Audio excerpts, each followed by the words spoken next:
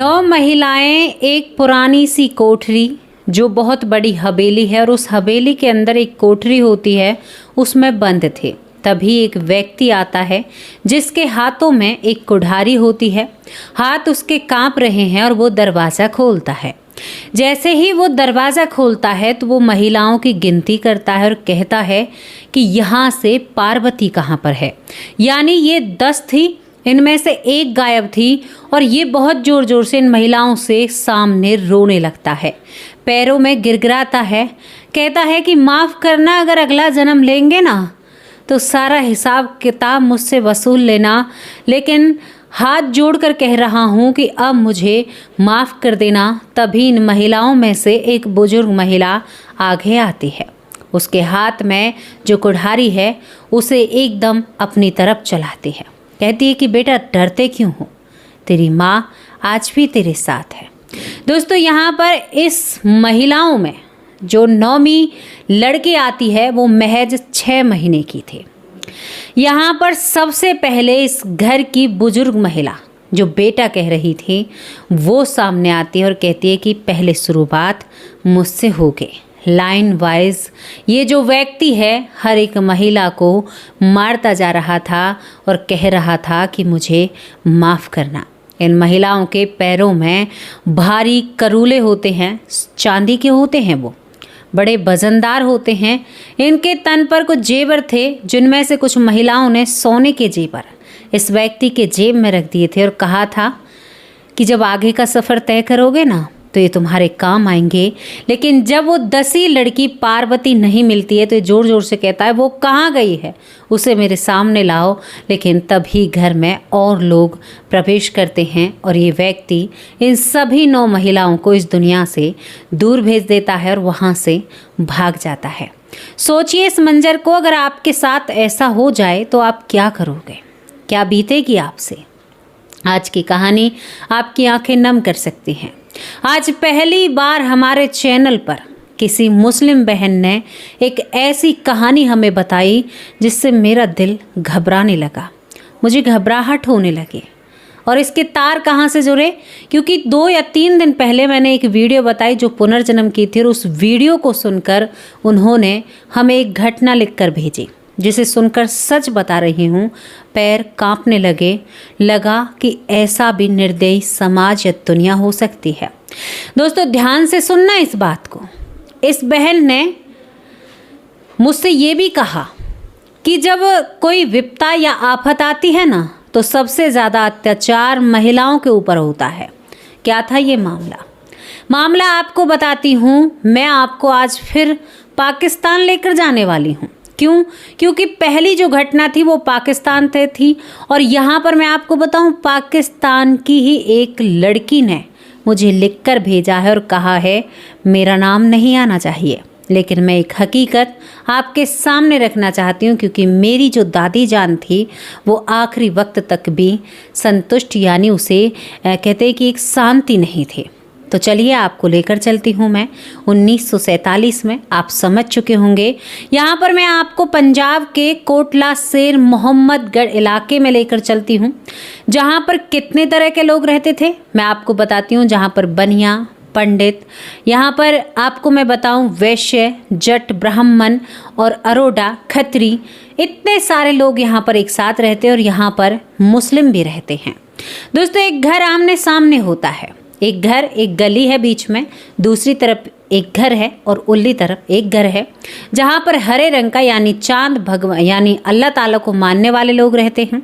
जिनमें से इनका बेटा जो मुस्लिम है, इनका बेटा मोहम्मद इकबाल जो कि मिलिट्री में शायद काम करता है या एक सेना का जवान है, इस तरह का वो काम करता है, मोहम्मद इकबाल होता है। दूसरी तरफ के घर के हालात आपको बताऊं। एक परिवार होता है, परिवार में उत्तम चंद एक होते हैं, इनका पिता अमरदास होता है, वीर चंद दूसरा बेटा होता है, यानी 2 लड़के और एक पिता। इन 3 इस घर में एक पिता, 2 बेटे और इन दोनों बेटों की पत्नियां और इस खुद की भी पत्नी होती है। दोस्तों, इस घर में कुल 6 महिलाएं थीं। 3 तो महिलाएं वो थी, घर की पहली बुजुर्ग माँ थी, उनकी 2 बहुएं होती हैं और इन बहुओं की बेटियां होती हैं और इनके घर में इनकी बेटी की बेटी रहती है। अब इस घर में जो वीरचंद है, इसकी एक बेटी जिसका नाम पार्वती होता है। पार्वती 8 साल की होती है। पार्वती को बहुत ही अच्छा लगता था अपना घर और अपनी हवेली। वो बड़ा गुरूर किया करती थी अपनी हवेली पर और बहुत ही ज़्यादा चंचल मन की होती है। दूसरी तरफ जो परिवार हमने बताया जिसमें मोहम्मद इकबाल रहता है, तो पार्वती मोहम्मद इकबाल को भाईजान कहकर बुलाया करती थी 8-9 साल की उम्र में।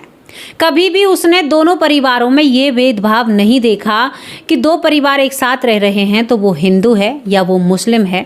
इस तरह से बड़े प्यार से रहते हैं और पार्वती इकबाल को भाई से भी बढ़कर माना करती थी, क्योंकि यहाँ पर जो अमरदास है, इनकी दोनों बहुएं जो होती हैं वो अभी तक किसी बेटे को जन्म नहीं दे पाई थी। इनकी सभी लड़कियाँ होती हैं। दोस्तों, अब यहाँ पर ये आग भड़कती है 2 सीमाओं की। एक व्यक्ति कहीं से निकल कर आता है, धर्म के नाम पर देश का बंटवारा करता है, जिसको जिन्ना कहते हैं, जिसकी खुद की संतान उसके साथ उस देश के बंटवारे में नहीं गई, लेकिन उसने लाखों लोगों की जान को दांव पर लगा दिया था। शायद कितना बोझ लेकर अपने सीने पर गया है ना वो, उसे वही पता चल गया होगा। अब यहाँ पर जब ये आग भड़कती है तो यहाँ पर विश्वास होता है इस अमरदास को कि हम तो बहुत प्यार से और भाईचारे की मिसाल हैं, हम तो बहुत अच्छे से रहते हैं, हमारा तो मुस्लिम कुछ भी नहीं करेंगे, देश का बंटवारा हो रहा है लेकिन हम इसी देश में रहेंगे जो हमारा देश है। दोस्तों, यहाँ पर अब तारीख आती है, यानी जब देश का बंटवारा हो रहा था, अगस्त में ये सारी चीज़ें चलती रहती हैं।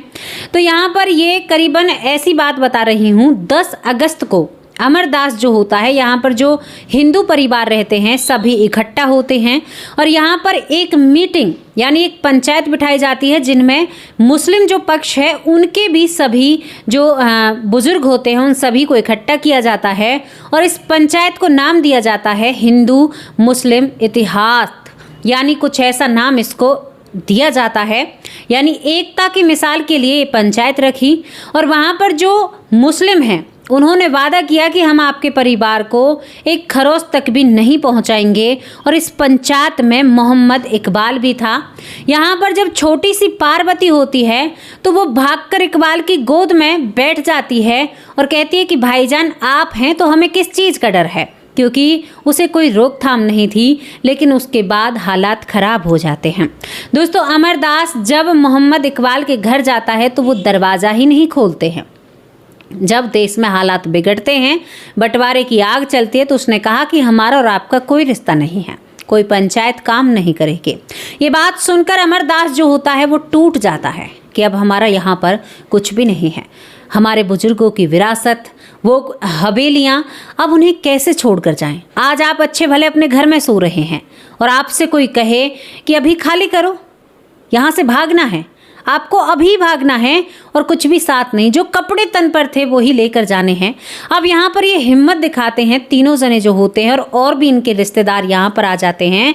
तो इन्होंने अपने घर की महिलाओं को उस हवेली की एक कोठरी में बंद कर रखा था और बाहर ये तीनों लोग पहरा देते थे। रात के वक्त भी नहीं सोते हैं और महिलाओं के पास जेवर भी थे। पहले सोना चांदी महिलाएं बहुत सज सवर कर पहरा करती थी।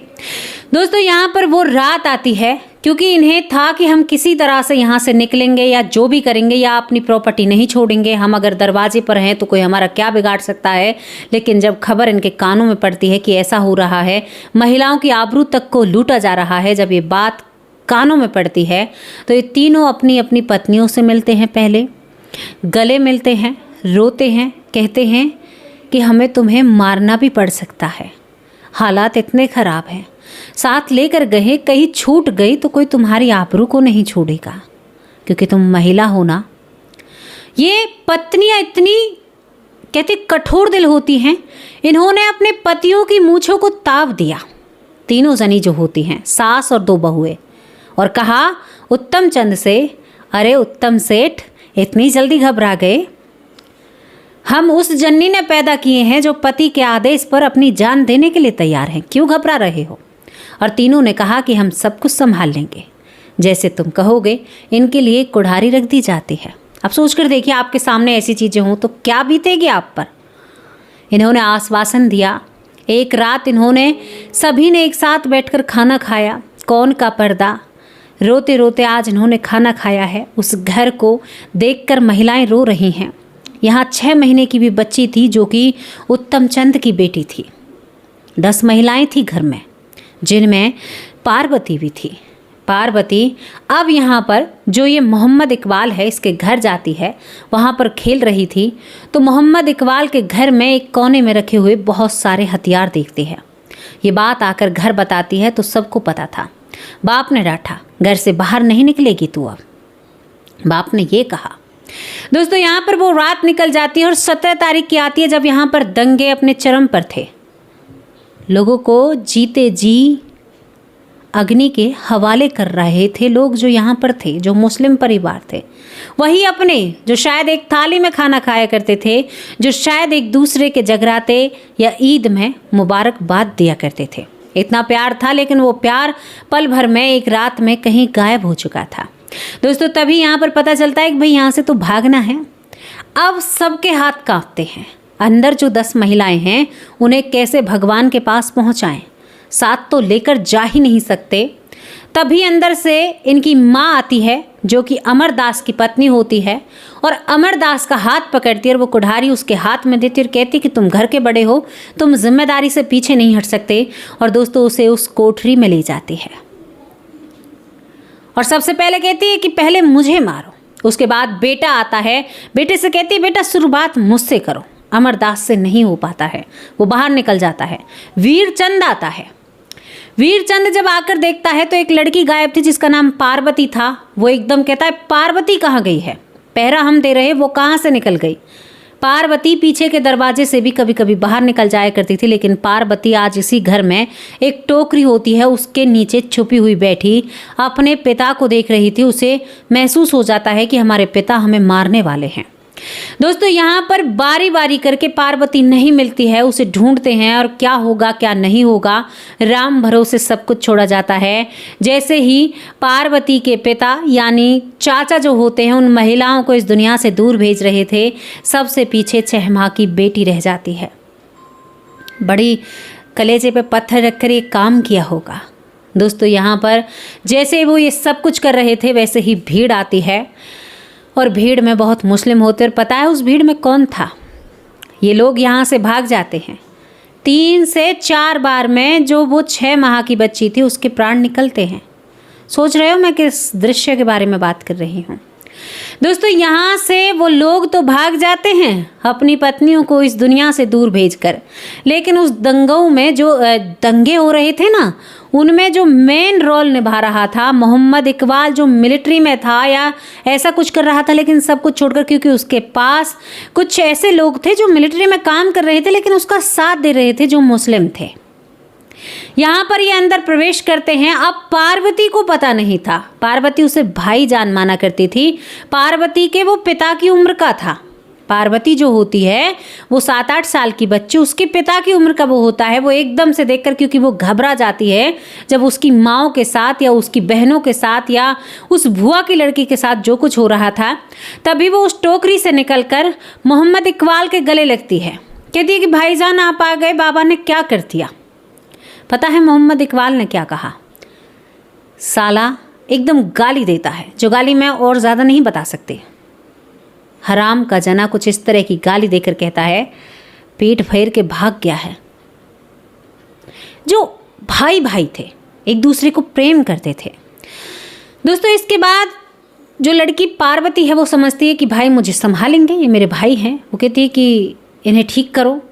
लेकिन मोहम्मद इकबाल की बातें आपको बताऊं, यहाँ पर जो अमरदास की पत्नी थी उसके पैरों में चांदी की कड़ी थी, और सभी दोनों बहुओं के पैरों में चांदी की कड़ी थी। वो बहुत भारी होती है, 250 ग्राम या आधा किलो की पहना करती थी उस समय महिलाएं। तो उन कड़ियों को उतारने के लिए सुनार बुलाया जाता है आमतौर पर। वो मरी पड़ी हुई थी। दोस्तों यहाँ पर तभी वो क्या करता है, उस लड़की को जो पार्वती है उसे वहाँ पर बैठाता है और उसी के सामने उसकी दादी के पैरों को उसके शरीर से अलग करता है और कड़ियों को निकाल लेता है। इसी तरह से उसकी माँ को अलग करता है और पार्वती को वहाँ से बंधक बनाकर अपने साथ ले जाता है, अपने घर में उसे बंद करता है। पार्वती वहाँ से भागती है। पार्वती रास्ते में देखती है तो लोग मरे पड़े थे, कोई भी जीवित नहीं था। पार्वती बहुत कोशिश करती है लेकिन चाचा और बाबा किसी का कोई कुछ पता नहीं चला। पार्वती वहाँ पर बंधक रहती है। ये सारी चीज़ें चलती रहती है, दंगे चलते रहते हैं उसी यार्ड में जिसे वो भाईजान कहा करती थी या चाचा जान कहा करती थी। वही मोहम्मद इकबाल अब पार्वती को पत्नी की नज़रों से देखने लगा था, 9 साल की बच्ची को।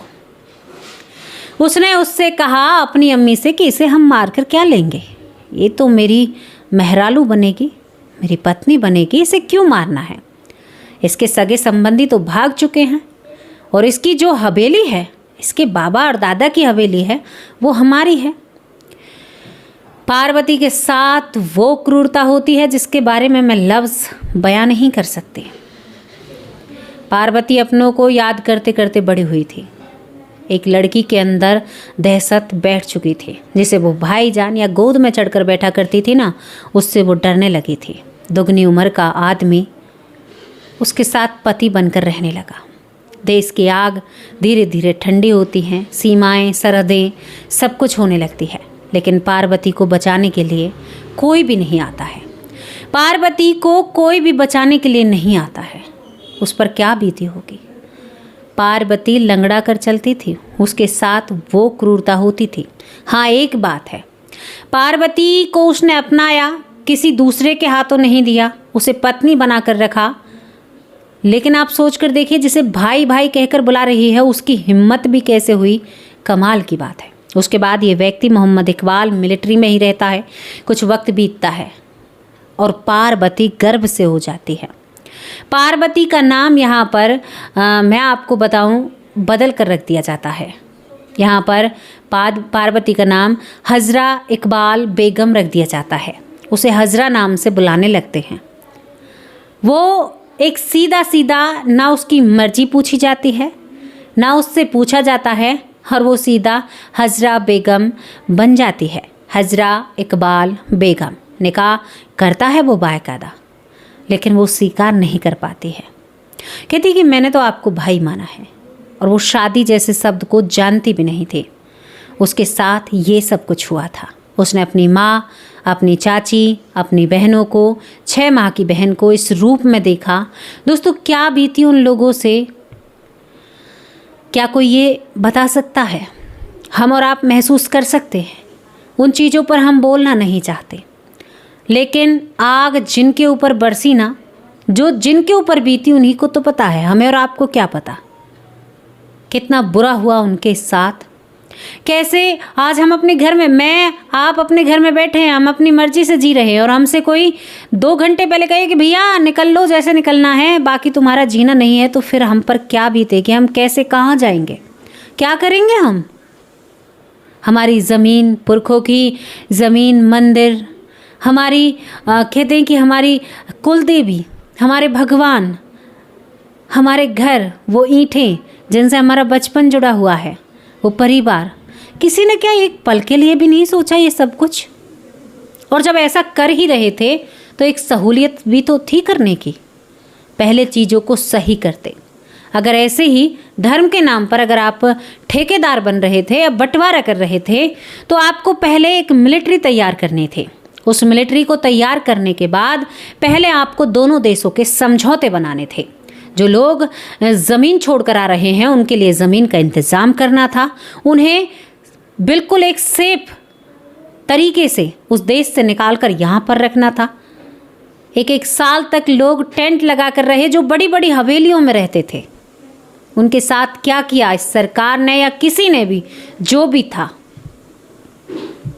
उस वीडियो को सुनकर तमाम इतने कमेंट आए, मैं सच में ही, आप वो वीडियो जाकर देखना, पुनर्जन्म की वो घटना है, उस पर इतने वीडियो पर कमेंट आए। और फेसबुक के ज़रिए यहाँ पर हमारी जो ये बहन है जिन्होंने कहा कि जो यहाँ पर हजरा इकबाल बेगम थी या जो पार्वती थी वो मेरी दादी थी, हम उसी की संतान हैं। वो कहती है कि बहन एक तरीके से हमारे अंदर भी हिंदुओं का खून है, क्योंकि हमारी दादी हिंदू थी। उसकी इबादत बदलने से उसका खून नहीं बदल जाता, बात तो सही है, 25%, 20% गुण तो आए होंगे, लेकिन मैं यहाँ पर ये सोचने पर मजबूर हूँ कि अगर देश ही चाहिए थे, बंटवारा ही करना था, तो एक तरीका था। लोगों की जान के साथ खिलवाड़ क्यों? लोगों को समझाना था। जब पूरा देश एक था, कोई सरहदें नहीं थी, तो ये सारी चीज़ें नहीं होती। शांति से ये सारी चीज़ें निपट सकती थी। कितनी बेटियों ने, सबसे ज़्यादा बुरा बेटियों के साथ हुआ, बहुओं के साथ हुआ, माँओं के साथ हुआ। कितना कलेजा है उन बहुओं में जिन्होंने कहा कि हम आपके हर फैसले में आपके साथ हैं। ये घटनाएं भले ही आपसे कोई साझा ना करे, लेकिन हमने एक घटना पर काम किया और उस घटना के ज़रिए हमें दूसरी घटना के बारे में पता चला। सच्ची बता रही हूँ, इस घटना के बारे में मुझे कोई भी पता नहीं था, लेकिन उन्होंने हमसे जब साझा किया तो मेरी आंखें भर आई। 7-8 साल का, 9 साल का बच्चा होता ही कितना है, जिसे आप अपना मान रहे हो, हर रोज़ देख रहे हो, बचपन से देखते आ रहे हो। एकदम से वो आपका शौहर या पति बनकर बैठ जाए तो आपको कैसा लगेगा? आज वो हमारे बीच में नहीं है, लेकिन वो अंत समय तक अपनी माँ, बहन, अपने पिता, चाचा सभी को याद करती थी। बहुत रोती थी वो हमेशा। वो इस दुनिया से जल्दी चली जाती हैं क्योंकि उनका शरीर टूट जाता है। एक और बात बताती हैं, उनकी जो पोती होती हैं, हमें कहती हैं कि हमारी दादी ने मांसाहार को हाथ नहीं लगाया, कभी भी मांसाहार को हाथ नहीं लगाया। लेकिन वो कहती है कि मोहम्मद इकबाल से वो इतना डरा करती थी। मेरे जो दादू थे वो कहती थी कि ये राक्षस इंसान है। उसने कभी उसे पति का दर्जा नहीं दिया, हमेशा उसे राक्षस कहा, लेकिन सबके सामने नहीं। यहाँ पर वो ये भी कहती हैं कि ये मुझे मार भी सकता था, लेकिन इसने मेरे साथ ये किया। क्या कहोगे इसके बारे में? राय लिखकर ज़रूर भेजना। बंटवारे के बारे में भी क्या सोचा, उसके बारे में भी हमें ज़रूर बताना। बड़ी दुख भरी घटना है, सच में ही। इन घटनाओं को जानते हैं तो हमें लगता है कि हमें अपने बच्चों को इतिहास पढ़ाना चाहिए। ये इतिहास पढ़ाना चाहिए कि अभी क्या हुआ, कुछ साल पहले क्या हुआ। ये सारी चीज़ें बच्चों को बतानी चाहिए। बच्चे भी तो समझें कि हम क्या कर रहे हैं, आगे हमें एक एक कदम कैसे रखना है। वो डर का साया, वो घर में अपने ही घर से बेघर होना, इसे कहते हैं भैया। एक रात में सर से छत उड़ना, जेब से पैसे उड़ना और तन से कपड़े खींचना, इसे कहते हैं। जो भी राय है, राय लिखकर जरूर भेजना। अब आप लोगों से विदा लेती हूँ। बड़ी दुख भरी घटना है, मेरा तो दिल दहल गया इस घटना को सुनकर। अब आप लोगों से विदा लेती हूँ। कल हाजिर होंगे एक सच्ची अच्छी स्टोरी के साथ। और अगर आपको और भी ऐसी कहानियाँ या ऐसी घटनाएं सुननी है तो आप अपनी राय लिखकर भेजना ज़रूर। हम आपके लिए बंटवारे के वक्त की घटनाओं को खंगाल कर सर्च करके आप लोगों के सामने लेकर ज़रूर आएंगे। नमस्कार, जय हिंद, जय